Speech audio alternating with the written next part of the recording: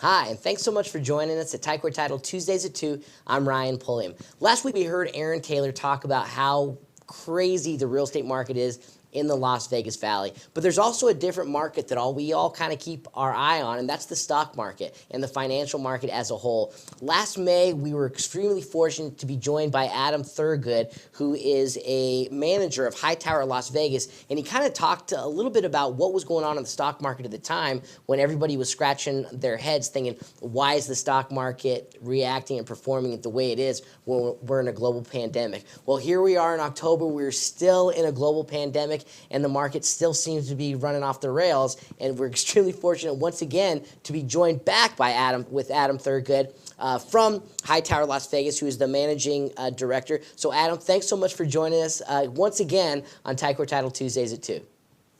My pleasure.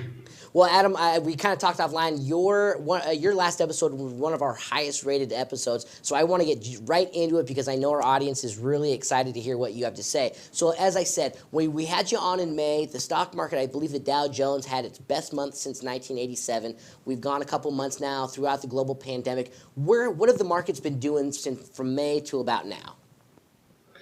Yeah, they've generally been up by a lot. We've seen the S&P 500 rise about 15% from the end of May, and the NASDAQ 100, which is a more tech-heavy index, is up about 27%. Now, there have been some bumps along the way. We saw a pullback in early June, and we're down off the highs that we were at in early September. But nevertheless, that's tremendous growth over the past few months, and it really is looking like a V-shaped recovery for the time being in the equity market, but maybe not so in the economy in general.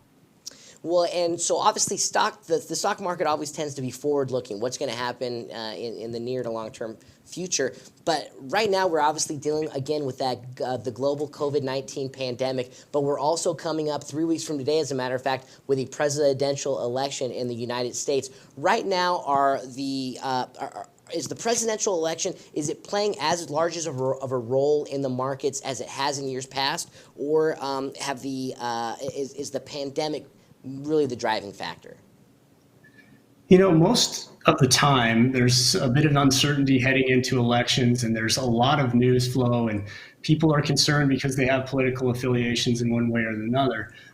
But in general, elections don't have an enormous impact on financial markets. And the reason I say that is if you look back over the past 90 years, the average return under a Democratic president or a Republican president are pretty close to the same, and you tend to get the best results when you have a split power situation in Congress where the House or the Senate is controlled by a different party than the other two.